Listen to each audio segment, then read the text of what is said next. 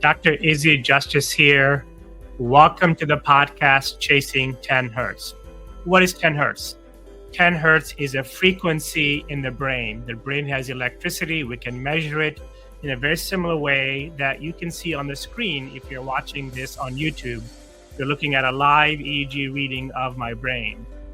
We have asked people, as many other scientists have, when you are performing at your best, when you're in that zone state, in that flow state, in that high performing state, what is it that you're thinking, feeling, doing? The answers, irrespective of any human endeavor, seem to be the same. I was calm. I was focused. Things felt slow. I was at peace. I was relaxed. I was confident.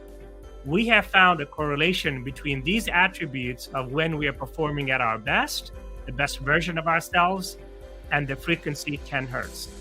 In this podcast, we are going to explore videos of people who have done amazing things and look for those attributes, as well as have guests, average people, ordinary people, amazing people, and explore this concept of chasing 10.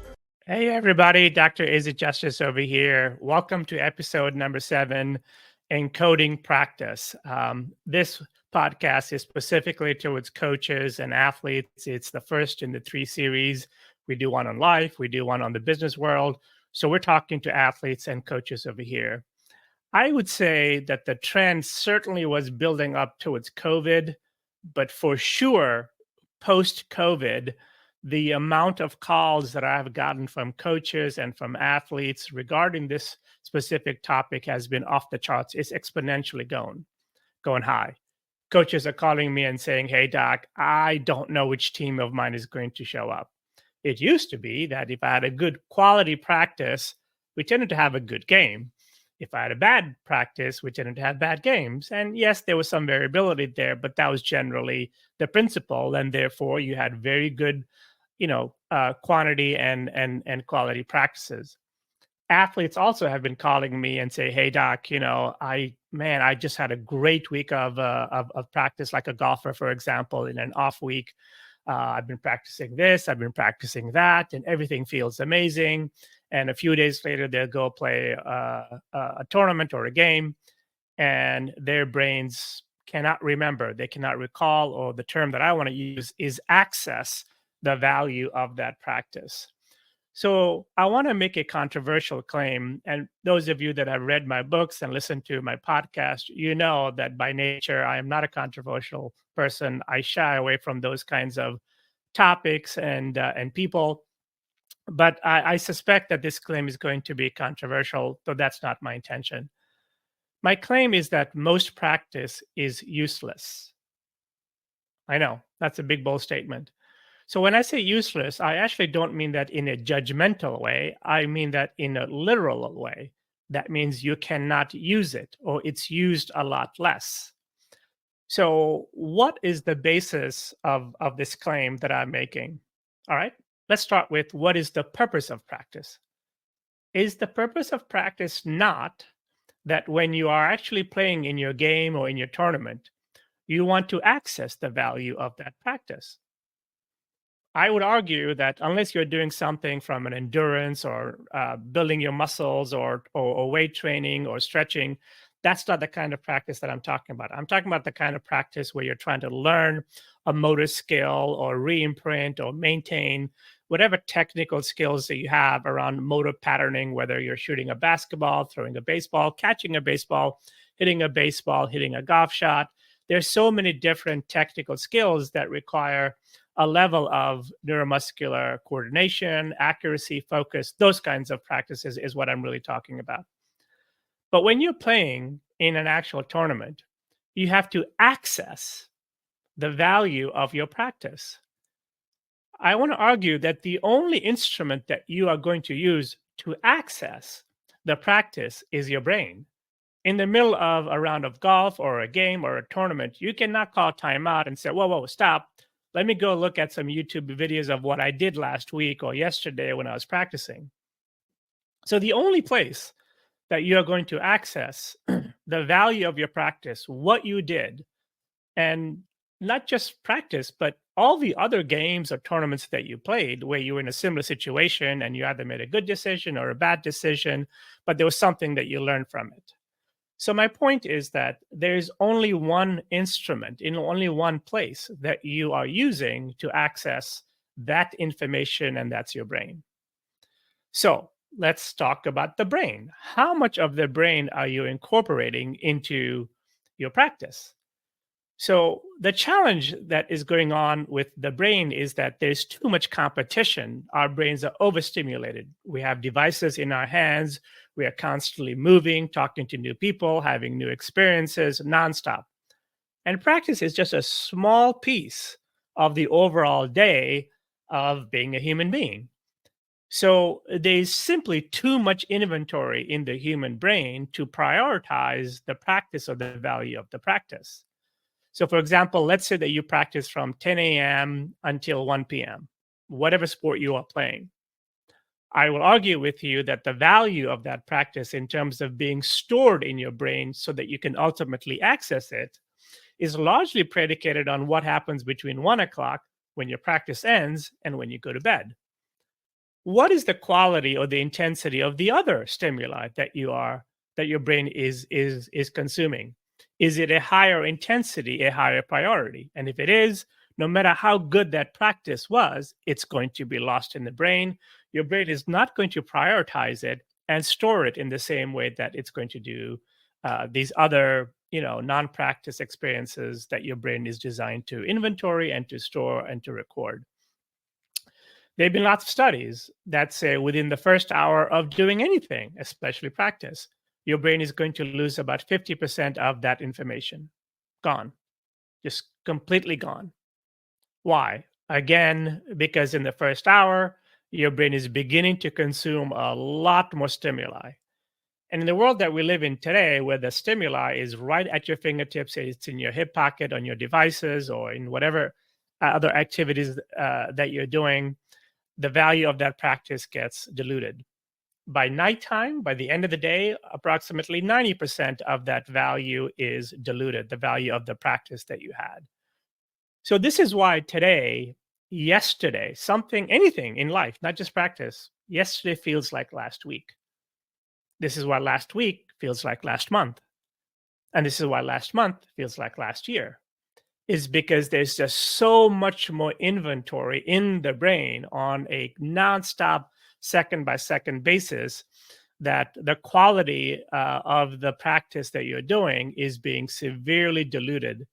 And this is why when you show up to the game, it's almost like you're a rookie every single game because your brain is not accessing not just the practice that you had, but also previous experience, so game time experience from other games or tournaments where there was something very valuable that you could learn from.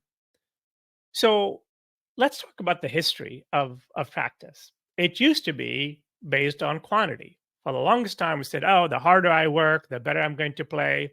Let me hit 1,000,000 balls, let me make 1,000,000 shots, let me do a million throws. And that was just this broad net of, hey, let me just do as many as I can. And boy, I hope that out of 1,000 shots that I take, my brain will magically restore a few of them.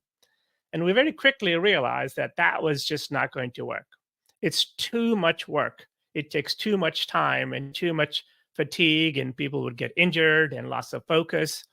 And just remember that the quantity model doesn't work anymore because our brain wanders every 3 to 10 seconds. So, subsequent shots, they get the amount of distraction that you have to pay focus on a shot so that it can be recorded in your brain or it can be of the quality is enhanced. So we went away from quantity and then started to focus on quality. So that was a huge improvement. We realized in the performance business that it's really about quality, and we attributed quality to some type of an intention or an outcome. This is what I want to do with this specific shot as an example. Let me see if I can do it. Let me put some focus and attention. So a lot of work was done on quality, and I applaud all of the folks that were involved in saying, no, it really is about quality, and that is right. I want to argue with you now, make a claim, another claim that it is neither about quantity or quality. It is less about those two, and it is more about encoding. What is encoding? Encoding is a process with which you are making sure that whatever you're doing is encoded, it's imprinted, it is recorded and stored in your brain. Why? Well, let's go back to the purpose of practice. The purpose of practice is so that during the round, during the competition, during the game, your brain can retrieve, it can access that information. If it's not stored, well, it cannot be accessed. All right. So, so we've gone from quantity to quality to now encoding. I want to argue that if encoding is not a part of your practice, then that practice is largely, if not entirely, useless. You will not get the full benefit of your hard work. The time that you're spending on the range, on the field, in the court, doing whatever it is that you're trying to do to hone in on your skills, on your craft, to be better, that time is being wasted if you do not spend time encoding. So we went from quantity to quality to encoding. I urge coaches and athletes to make encoding, learn about encoding. You can Google encoding, but I'm going to give you a few tips now on how to take your practice and make sure that you can encode that practice into your brain. Because I remember, your brain is the only place that that information is going to live, and it is the only place that that information is going to be retrieved and accessed during competition. So I'm going to give you 3 tips to help you with your encoding. Tip number 1 is do more activities in a shorter period of time than one activity exclusively. What does that mean? So the research shows that our attention is the highest, our distraction is the lowest, typically at the beginning and at the end of any practice. So if you have a 1-hour practice and you can convert 1 hour into 2 hours, 3 hours, or 30 minutes, it doesn't matter. Whatever volume or block of time that you have, your attention is going to be the highest and your distraction is going to be the lowest at the beginning and at the end. So instead of, if you only have 1 hour working on one thing, so if I'm a basketball player, I only have 1 hour, I'm going to work on free throws. You are much better off taking that 1 hour and having more beginnings and endings in that 1 hour, because that will create more beginnings and endings, so more attention and more focus. So instead of working on one craft or one part of your game, work on multiple parts of your game. So I would maybe work for about 15, 20 minutes on shooting free throws. Then I'd go do something else. Then I'd go to something else. And then maybe I'll come back to shooting free throws. So more beginnings and endings in your practice, doing more different kinds of things. If you're a golfer, I would spend maybe 15, 20 minutes on putting, stop. Then go do something else, go chip, stop. Then go hit maybe a few irons, stop. Then go hit a few or go back to putting. So you see, in that same amount of time, you're creating more beginnings and endings, and you're increasing the amount of attention, which is a key part of encoding. The second tip is that between doing more things in the same amount of time that you have is to build in breaks. Our attention span, like I said earlier, is severely low. 3 to 10 seconds, our mind is going to be distracted. So I recommend that you not do anything, any activity, any singular activity for more than 20 minutes. And in fact, I recommend that you do it for about 15 minutes and then take the 5 minutes, so minute 15 through minute 20 as a complete break. So what that's going to do, it's going to boost the break that you're taking to create a better new beginning for the next activity that you're going to do. So let's go back to golf, right? If I'm going to putt, I'm going to practice for about 15 minutes. Then for the other 5 minutes, I'm going to take a complete break. What kind of a break? Well, I might take a nap. Literally, take your hat, put it over your eyes and close your eyes and take a nap. I may just, do some type of meditation or mindfulness activity, but basically give my brain a complete break. I may go to the bathroom. I may take a walk somewhere. Same thing with all other sports.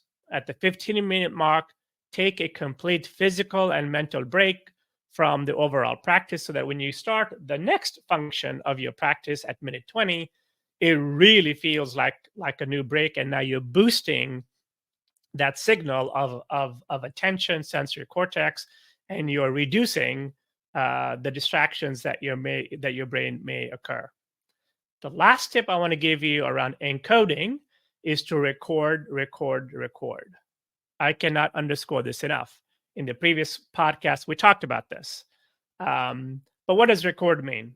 Well, one of the things that you can do in that 15 to 20-minute mark is to record what you did. Find one or two things that happened in that 15-minute of practice that was of high value and record it. Write it down somewhere, do a selfie video, because, and this is the most important thing that I can share with you, the time that your brain is going to store the value of your practice is not during practice, it's not after practice. It's going to be when your brain sleeps at night. Why? Well, because that's the time when your brain is sleeping, when you're laying down in bed, that your brain functionally is coordinating the least amount of work, and all of your sensory inputs are essentially shut down. So because of that lack of coordination and lack of sensory input, your brain now has time to inventory all the things that it's done during the day, and left to its natural factory setting design, your brain is going to record the worst things that happened to you during that day, the worst shots that you took or made during practice. We don't want that. We want to change that. So in that last hour before going to bed is when you want to reread or watch the recording that you did. By simply doing that, you're telling your brain, hey, while you're doing your job, while you're inventorying all the activities of the day and storing the information in my brain, please make sure that this is up there. That's encoding. So the 3 tips around encoding was, number 1 is to do more different things as opposed to one thing in the same amount of time that you have. That will create more beginnings and endings, which is a way to boost your attention. Tip number 2 is to take more breaks within your practice time. Literally, if you have 1 hour, you should have at least 15 minutes of that 1 hour as breaks built into 20 minutes. And then thirdly, as you're recording, play that recording back to you, to yourself in that magical last hour, last 30 minutes before you go to bed. By doing these things, you'll find a more useful, not useless, useful value to your practice. You're making sure the information or the value of your practice is stored in your brain so that ultimately that you can access it during the time that it matters the most, which is your game time.